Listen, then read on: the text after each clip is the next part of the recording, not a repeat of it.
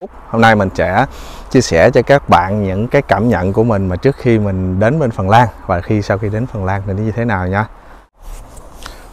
Khi bạn nhìn cái cảnh này, chắc là nếu mà mình ở Việt Nam á, mình nhìn chắc mình rất là sợ, đúng không? Thì nhìn nó lạnh quá mà. Nhưng mà ở bên đây người ta có cái cách để mà trang bị cái trang phục á, nó làm cho con người nó luôn ấm, nó không có bị lạnh. Cho nên là lúc mà mình mới qua Việt Nam á, mình cũng nhìn cái cảnh này mình thấy ớn quá. Đi Đà Lạt mới khoảng 10 độ thôi là thấy chịu không nổi rồi, mà qua đây nhìn thấy âm độ mà tuyết như này nữa, giống như là trong tủ lạnh, tủ đông đá vậy đó. Thì mỗi nơi người ta sẽ có cái cách để mà tồn tại, cái cách mà làm sao sống được với nó.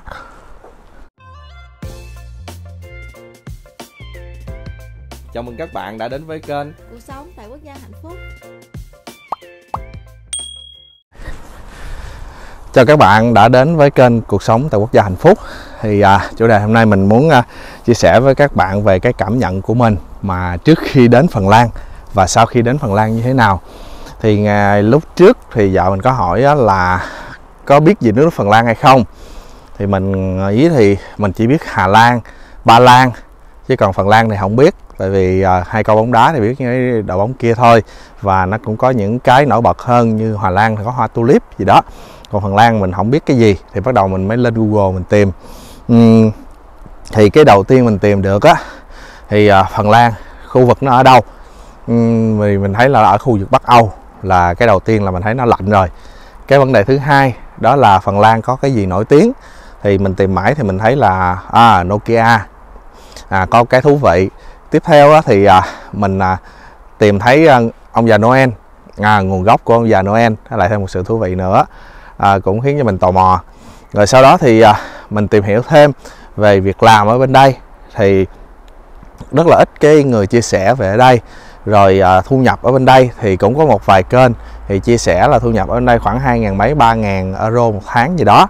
Rồi chi phí mà sống ở bên đây thì thấy các bạn sinh viên chia sẻ thì khoảng 670 euro một tháng. Thì chỉ có một vài thông tin vậy thôi. Còn về cuộc sống, đời sống ở bên Phần Lan á, thì mình thấy cũng rất là ít kênh YouTube để mà chia sẻ ở bên đây. Sau đó thì mình bắt đầu tìm hiểu về lịch sử ở Phần Lan, rồi mới biết thêm nữa là Phần Lan là cái quốc gia giáo dục đứng top trên thế giới, thuộc hàng top. Rồi thứ hai là về gọi là quốc gia hạnh phúc, mà còn trong 5 năm liền nữa, thì nó cũng hơi ngạc nhiên. Mà thế nào gọi là hạnh phúc? Như ở Việt Nam của mình á, cái từ hạnh phúc có nghĩa là mình phải có nhiều tiền, mình có vợ con, gia đình đầy đủ, cuộc sống mình mua được cái thời gian, mình mua được mọi thứ thì mình là hạnh phúc. Thì mình thấy Phần Lan thì lại lạnh nè, rồi không có cái gì hết, thì sao mà hạnh phúc ta? Rồi nước cũng không phải là nước giàu nữa, thì giống như là Mỹ hay là Canada hay là Úc gì đó. Thì ví dụ nghe mấy nước kia thì mình nghĩ là hạnh phúc, còn tại sao nước này? Thì mình xem thêm những lịch sử thì người ta nói là ở bên đây á, là người ta đi làm, người Phần Lan người làm chỉ có khoảng 5 ngày thôi. Họ cũng rất ít muốn đi làm thêm, họ chỉ thích thưởng thức cuộc sống của họ thôi. Rồi làm tới 4 giờ là nghỉ rồi, và 8 giờ là người ta đi ngủ đó. Rồi người ta sống quây quần bên gia đình thôi.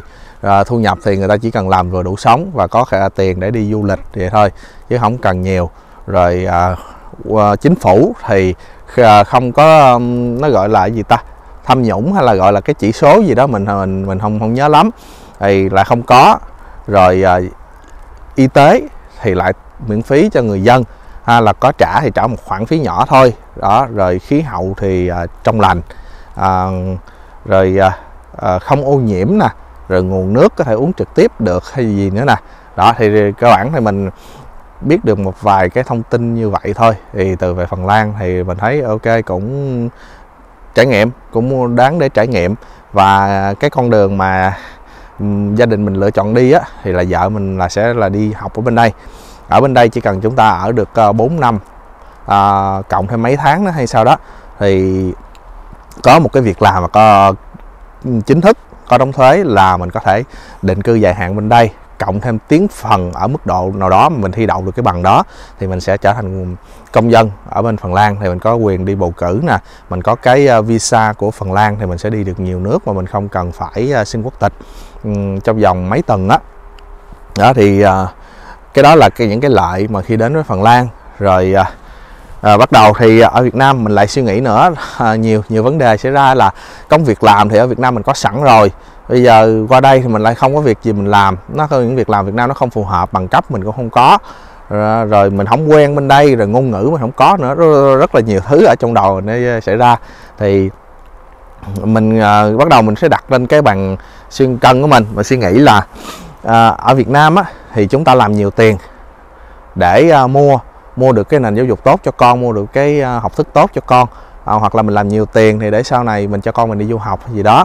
Rồi cái thứ hai là mình có thể mua miếng đất, một cái nơi nào đó nó yên tĩnh, nó không khí trong lành để mình sống. Rồi mình có nhiều tiền thì sau này nếu có bệnh hoạn thì mình cũng tự xử lý được. Rồi mình có tiền thì có thể là mình có mua được những cái gì đó mà người ta cần tiền đó. Thì mình nghĩ mà khi nào mình mới có tiền, và chắc gì mình đã làm có tiền đó. Từ đó thì mình lại tìm hiểu bên Phần Lan.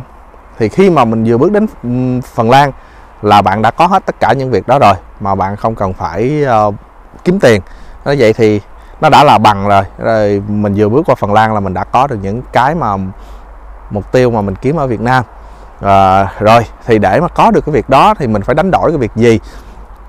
Đầu tiên đó là khí hậu. Thì mọi người nhìn thấy nè, đây đang là trời tuyết nè, mình đang đứng ở dưới tuyết mình nói chuyện với các bạn. Thì nó có, ban đầu thì mình nghĩ là rất là đáng sợ, nhưng thực tế là nó không có đáng sợ đó. Thì mình sẽ chia sẻ thêm sau cho các bạn về cái phần tuyết này đó. Rồi tiếp theo đó là ngôn ngữ, việc làm đó.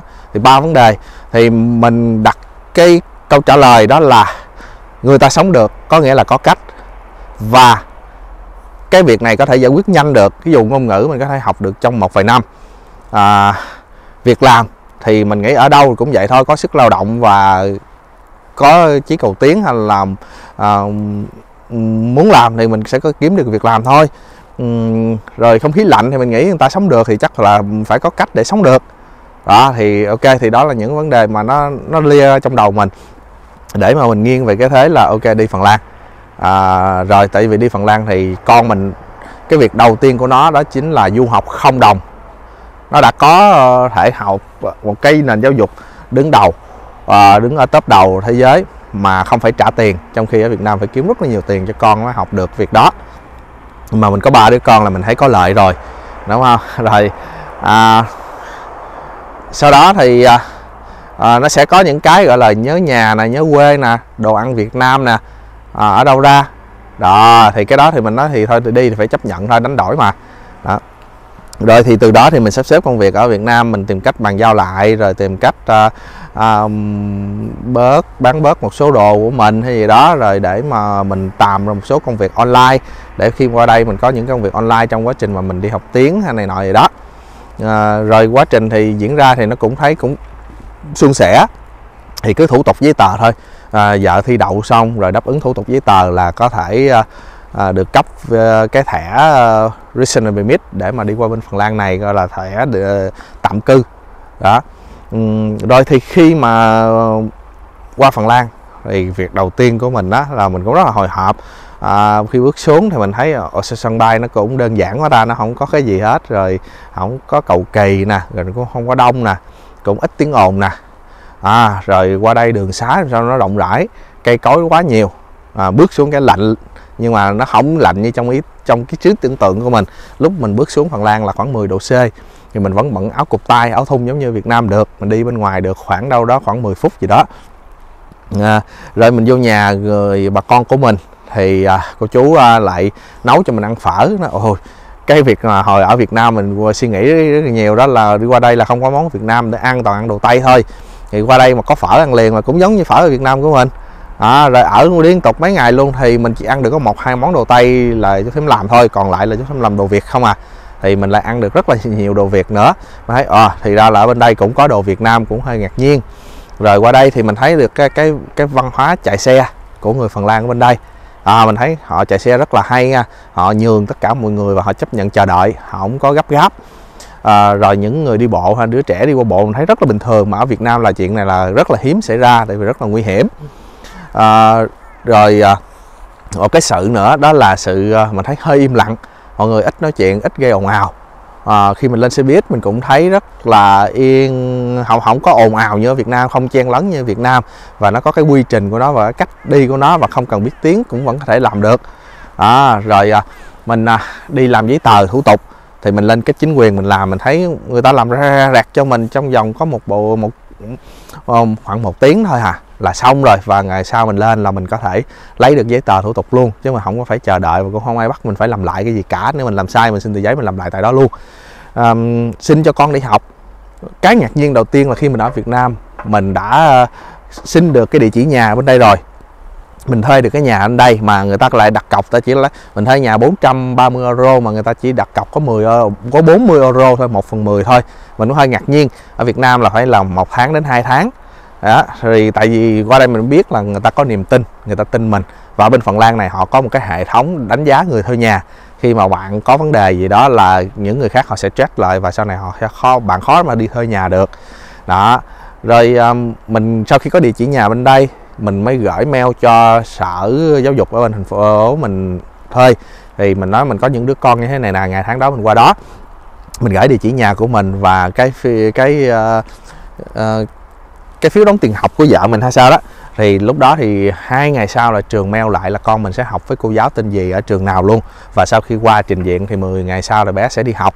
Thì khi mình qua thì y như rằng như vậy luôn, mình chỉ có lên mình trình diện bé, không làm gì phức tạp cả, điền form cái thông tin đó là xong. Thì về là có cô giáo gọi, thì qua tuần là lên gặp cô giáo nói chuyện tham quan trường, sau đó là đầu tuần là đi học. Và vô học thì mình còn ngạc nhiên nữa, ở trong trường của bé nó chơi là chính thôi, chứ học không phải là vấn đề. Nhưng mà sau này mới biết trong cái chơi đó là cái học, cái người ta dạy kỹ năng cho các bé mà làm cho các bé nó thích thú, nó đi học. Rồi thêm một cái nữa đó chính là học phí miễn phí. Mình hơi ngạc nhiên luôn, và mình biết ra số tiền bên đây đóng rất là cao, và ba mẹ học sinh mà từ lớp 6 tuổi trở lên tới 18 tuổi là miễn phí hoàn toàn. Và bên đây không phải riêng học sinh mà bạn đi học cái gì cũng được, mà bạn học bằng tiếng Phần Lan là bạn sẽ được miễn phí. Một cái rất là hay mà ở Việt Nam mình là cỡ nào phải đóng tiền hết, phải có tiền con mới học ngoại ngữ được, phải có tiền mới học được cái môn này môn kia hay gì đó. Thì bên đây họ ưu tiên về giáo dục. Rồi sau đó thì tới việc của mình là mình đi xin việc làm, mình xin đi học tiếng, thì mình mới biết được là người ta lại dạy miễn phí tiếng cho mình trong vòng 1 năm mấy. Rồi sau đó người ta dạy nghề cho mình, hoặc cho mình đi học nghề, và người ta trả lương cho mình trong vòng 3 năm để mình không phải đi làm, mình tập trung mình đi học. Và cái mức lương nó thuộc cái bằng cái mức lương mà mình chứng minh tài chính khi mà nó ở Việt Nam, và cao hơn một chút nữa. Rồi con mình mỗi đứa được 100 euro, và nó tăng lũy tiến, nên mình có 3 đứa con là mình sẽ lãnh được 330 euro. Đó là cả gia đình mình đã có hơn 1.000 mấy euro rồi một tháng. Một cái mình làm mình ngạc nhiên nữa đó là chi phí sống. Chi phí mà khi mình đi làm thì tất nhiên nó sẽ cao hơn ở Việt Nam, nhưng mà mình đang là chi phí của một người sinh viên thì nó rất là rẻ. Nó chỉ có khoảng 1.200 đến 1.500 euro thôi cho 4 người sống ở tại Phần Lan, cả tiền nhà tiền này nọ, tất là thật. Mình cũng hơi ngạc nhiên, ở Việt Nam mà 25 triệu cho đến 30 triệu thì làm sao mà chi đủ cho 4 người ở Việt Nam như vậy. Đó là một số cái mà mình cảm nhận của mình từ khi mình còn ở Việt Nam và khi mình đến Phần Lan. Rồi bây giờ mình mới thấy là đất nước này nó rất là đáng sống. Nó giải quyết cho mình sự yên tĩnh nè, sống chậm lại nè, không phải vội vã nè, làm đủ sống là được rồi. Hoặc là cái chi phí nó thì cao, nhưng mà mình không có chỗ chi, không có quán nhậu, không có karaoke, không có chỗ để xài tiền. Và lạnh thì ở trong nhà, và trong nhà thì rất là ấm, 20 mấy độ, mình có thể bằng áo cụt tay bình thường, bằng cục bình thường luôn, vẫn uống nước đá được, không có vấn đề gì cả. Ra ngoài thì mình sẽ có những bộ đồ mình trang bị nó chuyên về thời tiết, thì mình sẽ không có sợ. Thì nãy giờ mọi người thấy mình đứng ở đây mình nói chuyện với mọi người cũng rất là lâu rồi đó, mà không vấn đề. Tay mình cũng không đeo bao tay, tuyết thì đang rơi, mọi người nhìn thấy đó, nó rơi lại chả nãy giờ đó. Thì mình thấy thì khi cái vấn đề mà hồi lúc mình qua Việt Nam á, mình tìm hiểu về cuộc sống và thông tin ở bên đây rất là nhiều mà không có nhiều, thì nên là mình qua đây mình cũng có một cái ấp ủ, đó là mình làm một kênh YouTube để mà mình chia sẻ lại hết những cái quá trình của một người mới qua, từ khi trước qua đến khi qua, và có những cái gì, cách làm thủ tục thế nào, và cuộc sống của người thế nào, và đặc biệt là một cái gia đình ở bên đây. Thì do mình qua đây mình có nhiều thời gian, tại vì mình đi học tiếng thôi, đó, và mình làm một số việc online ở Việt Nam nữa, cho nên là mình có nhiều thời gian để mình quay video và dựng video cho mọi người xem. Thì hy vọng là mọi người thấy cái kênh mình nếu mà phù hợp, và để mọi người tìm hiểu và sau này về đất nước Phần Lan hay gì đó thì có thể subscribe kênh của mình, hoặc là chia sẻ kênh của mình đến nhiều người để nhiều người biết hơn. Thì với những cái mong muốn, cái ý nguyện của mình tạo ra cái kênh nó cũng có giá trị, thì mình cũng có cái động lực, niềm vui để mà làm nhiều video hơn cho mọi người. Rồi thôi thì mọi người có thể xem tiếp những video tiếp theo của mình và trước đó để hiểu hơn về đất nước Phần Lan này nhé.